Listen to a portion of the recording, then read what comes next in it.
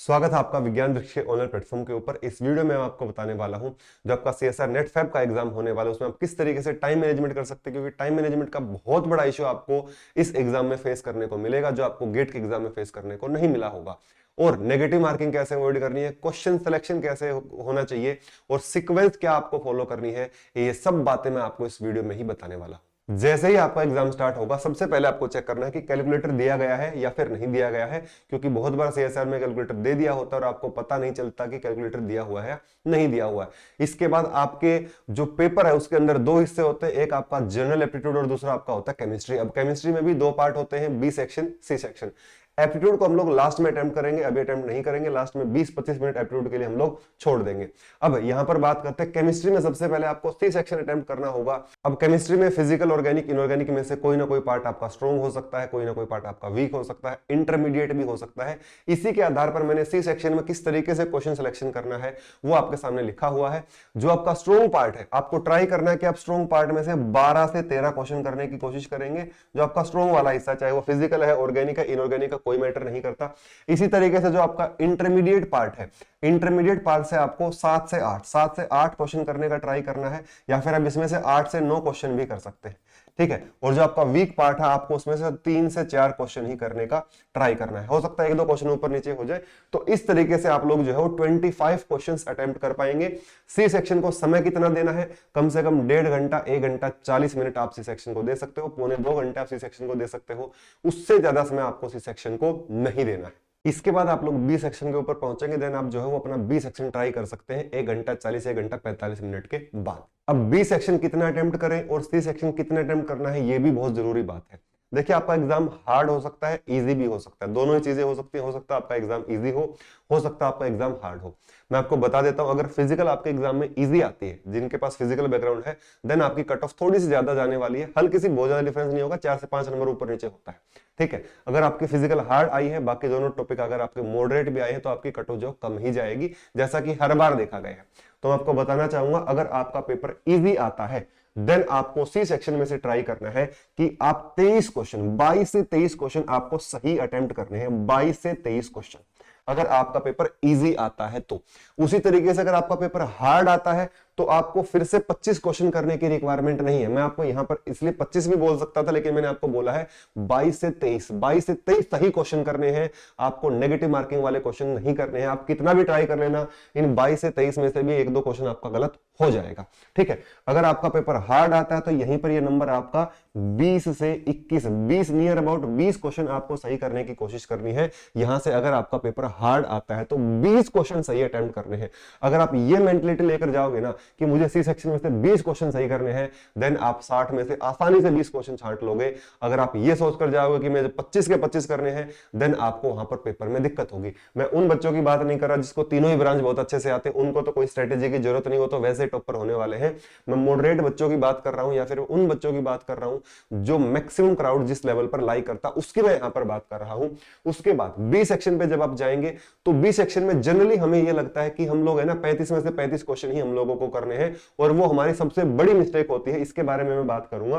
B section में भी आपको ट्राई करना है कि आपको 25 से 26 क्वेश्चन, 25 to 26 क्वेश्चन अगर आप सही कर पाए तो बहुत बढ़िया बात है, तो बहुत अच्छी बात है। अगर पेपर इजी है और अगर पेपर बी सेक्शन भी पेपर में हार्ड है तो आप यहां पर 21-22 क्वेश्चन भी करेंगे। इजी में इतना बोल रहा हूं, हार्ड में मैं बोल रहा हूं 21 से 22 क्वेश्चन भी अगर आप करके आएंगे तो भी आपका सिलेक्शन हो जाएगा। मैं हार्ड पेपर की बात कर रहा हूं, काउंट कर लेना। यहां पर 20 क्वेश्चन करोगे, अगर 19 भी सही हो, 19 4 जा 76, आपके एक नंबर नेगेटिव मार्किंग में जाएगा 75। यहां से आपके 20 क्वेश्चन सही हो, 20 दूनी 40, 1 या 2 क्वेश्चन गलत हो तो हद से हद कितना नेगेटिव मार्किंग हो जाएगा।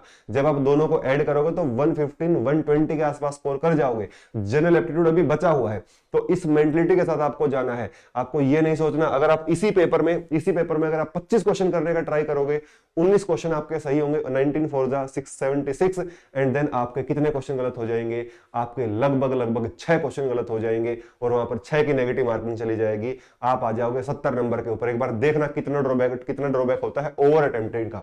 उसके बाद यहां पर अगर आपके 20 क्वेश्चन सही हो, यहां से आप कितने नंबर पे आ जाओगे, सीधा 105 107 की रेंज में आप लोग जो है वो आ जाओगे अगर आप ऐसा करते हो। और यहां पर भी अगर आप 30 क्वेश्चन 32 क्वेश्चन तक जाते हो तो यहां पर भी आप नेगेटिव मार्किंग में ही आपका रिजल्ट आएगा। 6-7 नंबर आपके यहां से भी कट जाएंगे, वो 40 के 30 हो जाएंगे और 76 के आपके लगभग 70 हो जाएंगे। तो जब आप दोनों को जोड़ोगे तो आप 100 नंबर पे आ जाओगे और आप बाउंड्री के ऊपर ही लाई करोगे, एग्जाम क्लियर होने के चांसेस बहुत बहुत कम हो जाएंगे। बात करते हैं नेगेटिव मार्किंग को कैसे अवॉइड करें। देखिए सबसे पहले मैंने लिखा हुआ क्वेश्चन सिलेक्शन, जी हाँ सबसे जरूरी है। पहली बात तो जो आपका पार्ट स्ट्रॉन्ग है ना, आपको सबसे ज्यादा क्वेश्चन उसी वाले हिस्से में से करने का ट्राई करना है। अब इसका मतलब ये नहीं कि आप अगर क्वांटम पढ़ कर गए हो, क्वांटम के 6 क्वेश्चन दिखाई दे रहे हैं सी सेक्शन में, तो 6 के 6 आपको करने हैं, यहीं पर आप मार खा जाते हो। कोऑर्डिनेशन ओएमसी आप पढ़कर गए हो, कोऑर्डिनेशन ओएमसी में अगर आपके 10-12 क्वेश्चन देखने को मिल रहे हैं और आप अगर 12 के 12 करने की कोशिश करते हो, सबसे बिगेस्ट मिस्टेक है, सबसे बड़ा एरर है। 100% तो शायद कभी टीचर भी क्वेश्चन ना कर पाए, क्योंकि कोई कोई क्वेश्चन ऐसा दिखाई दे जाता है जो नया होता है, जो शायद रीत से बाहर होता है, वो हम लोगों को भी देखना पड़ जाता है कभी कभी। ऐसी कोई दिक्कत वाली बात नहीं होती। तो आप लोगों को भी इसी मेंटलिटी के साथ जाना है कि आप भगवान नहीं है। आपको जो पोर्शन आपको सही से आता है, जितना कॉन्सेप्ट आपको क्लियर है ना, जो कॉन्सेप्ट आपने पढ़ा हुआ है, केवल उसी का क्वेश्चन आपको अटेम्प्ट करना है, बाकी कोई और क्वेश्चन आपको अटेम्प्ट नहीं करना। फॉर एग्जांपल क्वांटम के अगर 6 क्वेश्चन आए हैं तो अगर आप उसमें से 4 क्वेश्चन कर पा रहे हो और 5 कर पा रहे हो तो बहुत ही बढ़िया बात है। अगर 4 भी कर पा रहे हो तो बहुत बढ़िया है, क्योंकि सी सेक्शन में 60 क्वेश्चन हमारे पास होते हैं, हमारे पास चॉइसेस बहुत ज्यादा होती है। तो ये कभी भी मेंटलिटी लेकर नहीं चलना कि हमें उसी टॉपिक के सारे क्वेश्चन करने हैं जो हम लोग पढ़ के गए हैं। दूसरा, डाउटफुल क्वेश्चंस के ऊपर कभी भी आपको टिक नहीं करना है अगर आप एग्जाम में सिलेक्शन लेना चाहते हो। मेनली डाउटफुल क्वेश्चन आपको ऑर्गेनिक इनऑर्गेनिक में देखने को मिलेंगे, फिजिकल में डाउटफुल क्वेश्चन बहुत कम देखने को मिलेंगे। ऑर्गेनिक इनऑर्गेनिक में ये वाला केस रहता है, अगर इनऑर्गेनिक में स्टेटमेंट और अगर आपको एक स्टेटमेंट के ऊपर भी डाउट है तो आप उस क्वेश्चन को टिक नहीं करेंगे, आप वहां पर एलिमिनेशन मेथड से नहीं जाएंगे। ठीक है भाई, अगर आप बिल्कुल कंफर्म है तो ही आप ऑप्शन को टिक करेंगे। इसी तरीके से ऑर्गेनिक केमिस्ट्री में भले ही आपने 2 ऑप्शन एलिमिनेट कर भी दिए होंगे और 2 ऑप्शन आपके पास बचे हुए होंगे, उसमें से जब आप टिक करोगे तो कहीं ना कहीं आपका नेगेटिव मार्किंग ही होने वाला है, आप कहीं ना कहीं पॉजिटिव में नहीं आने वाले हो। तीसरा सबसे बड़ा कारण होता है बी सेक्शन में लोगों की नेगेटिव मार्किंग बहुत ज्यादा हो जाती है, क्योंकि बी सेक्शन में बच्चा एक मेंटलिटी लेकर चलता है कि उसको 35 आउट ऑफ 35 क्वेश्चन करने हैं। पेपर वाले ने कहा है कि 40 क्वेश्चन आपके पास है और 35 में से 35 तो आपको करने ही है। बिल्कुल गलत बात, बिल्कुल गलत सोच रहे हो। यही चीज आपका सिलेक्शन खा जाती है, यही चीज आपके सिलेक्शन को जो है वो नेग्लेक्ट कर देती है, वेनिश कर देती है। यहां पर देखोगे अगर पेपर इजी है, जैसा कि मैंने बोला 35 में से 35 करने की ट्राई मत करिएगा। मैं टॉपर बच्चे की बात नहीं कर रहा जिसको तीनों ही ब्रांच बहुत अच्छे से आते हैं, वो तो 35 में से 35 भी कर देगा, क्या पता 40 में से भी उसको 37-38 क्वेश्चन आते हैं, उसकी हम बात नहीं कर रहे। हम नॉर्मल बच्चे की बात कर रहे हैं जिसका कोई पार्ट स्ट्रॉन्ग होता है, कोई पार्ट वीक होता है, कोई मॉडरेट होता है, 2 पार्ट स्ट्रॉन्ग होते हैं, 1 वीक होता है। मैं उन लोगों की बात कर रहा हूं। 35 बाय 35 क्वेश्चन बिल्कुल भी नहीं करने, क्रॉस कर लेना। जो मॉडरेट बच्चा है वो 25 क्वेश्चन तक ट्राई कर लेना। 25 नहीं भी होते हैं, 22-23 भी सही होते हैं। बस आपको यह ध्यान रखना है कि आपको 22, 23, 25 क्वेश्चन सही अटेम्प्ट करना है। आपको वहां पर तुक्का नहीं करना है, तुक्का नहीं मारना, हिट एंड ट्रायल आपको वहां पर नहीं खेलना है। अगर यहां पर आपने 25 क्वेश्चन सही कर लिया ना मेरे दोस्त, 25 क्वेश्चन अगर तू सही करके चला गया ना मेरे दोस्त, तो तुझे पता चलेगा 25 में से मान लेता हूं 2 तूने गलत कर दिए, 2 ही गलत होंगे। अगर इतनी एक्यूरेसी के साथ चलोगे तो 2 ही गलत होंगे। तो 23 क्वेश्चन, 23 गुना 2, 23 गुना 2, 46 मार्क्स। नेगेटिव काट दो इसका एक, 45 मार्क्स आप लेकर आओगे बी सेक्शन में से, 45 मार्क्स लेकर आओगे बी सेक्शन में से। अगर वहीं पर आप क्या करते हो, दूसरे रास्ते पर चलते हो जो बिल्कुल गलत रास्ता है, जैसे मैं यहां पर बात कर रहा हूं, अगर आप 35 के 35 क्वेश्चन अटेम्प्ट करते हो और यहां पर आपके गलत कितने होंगे पता है, यहां 23 में से आप 25 में से 2 गलत हो गए आपके, 35 में से आपके लगभग 12 गलत हो जाएंगे। 12 गलत होंगे तो 6 नेगेटिव मार्किंग में जाएंगे। तो यही नंबर आपके कहां चले जाएंगे, यही नंबर आपके 39-40 के आसपास चले जाएंगे भाई, यही नंबर आपके 39-40 के आसपास चले जाएंगे। तो आपका सिलेक्शन रुकेगा, उससे आपका सिलेक्शन होगा नहीं, आपका सिलेक्शन रुक जाएगा। कहीं ना कहीं आप बाउंड्री के ऊपर अटक जाओगे। तो आपको कोई भी तुक्काबाजी नहीं करनी, हिट एंड ट्रायल का खेल बिल्कुल भी नहीं खेलना है। नेगेटिव मार्किंग को केवल इसी तरीके से रोका जा सकता है, बाकी कोई और तरीका नेगेटिव मार्किंग को रोकने का नहीं। बात करते हैं टाइम मैनेजमेंट कैसे करना है। देखिए बहुत बार एग्जाम में आपको ऐसे क्वेश्चन देखने को मिलते हैं जिसमें काफी सारी स्टेटमेंट आपको मिलती है, या फिर लंबी कैलकुलेशन आपको मिल जाती है, या फिर आप 2 ऑप्शन सेलेक्ट करने में काफी समय ले रहे हो। तो आपको ये जो काफी समय वाला शब्द है ना, ये अपने डिक्शनरी से हटा देना है। मतलब 3 से 4 मिनट अगर आपको किसी क्वेश्चन में लग रही है देन आप उसको कर दीजिएगा। अगर उससे ज्यादा समय आपको लग रहा है तो आपको ऐसे क्वेश्चन को मार्क फॉर रिव्यू के अंदर डाल देना है। जो लास्ट में आपके पास 2.5 घंटे के बाद जनरल एप्टीट्यूड का समय बचेगा, उस समय में आप उन क्वेश्चन को ट्राई कर सकते हो, क्योंकि ऐसा तो है नहीं कि आप एप्टीट्यूड के भी सारे क्वेश्चंस कर दोगे। अगर आपका एप्टीट्यूड स्ट्रॉन्ग है देन आप इसको मार्क फॉर रिव्यू में डालिए, बाद में समय रहता तो सोल्व करिए, नहीं समय रहता तो आप इसको बाद में भी जो है अवॉइड कर सकते हैं, एप्टीट्यूड के ऊपर भी फोकस कर सकते हैं।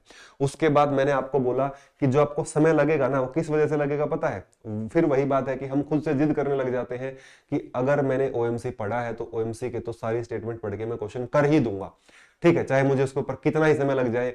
तो आपको पेपर में जिद बिल्कुल भी नहीं करनी है। आपको यह समझना है कि आपकी भी कुछ लिमिटेशंस हैं, कुछ बाउंड्रीज हैं। आपके पास जो नॉलेज है वो लिमिटेड नॉलेज है, ठीक है, उस लिमिटेड नॉलेज से आप लिमिटेड नंबर ऑफ क्वेश्चन ही कर पाओगे, ठीक है भाई। सबसे पहले आपका माइंड में क्लैरिटी होना जरूरी है कि भाई अगर ऐसी कंडीशन मेरे सामने आती है तो मैं ओवर टाइम इस क्वेश्चन को नहीं दूंगा, मैं इसको मार्क फॉर रिव्यू में छोड़ दूंगा।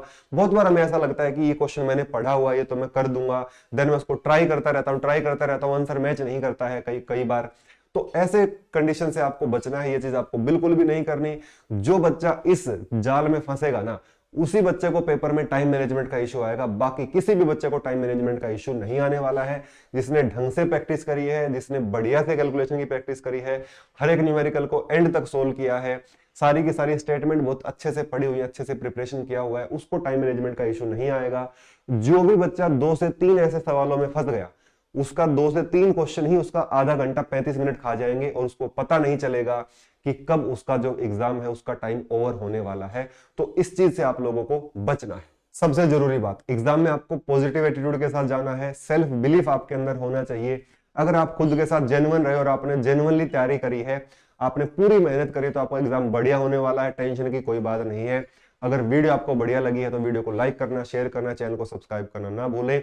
Thank you so much and Radhe Radhe.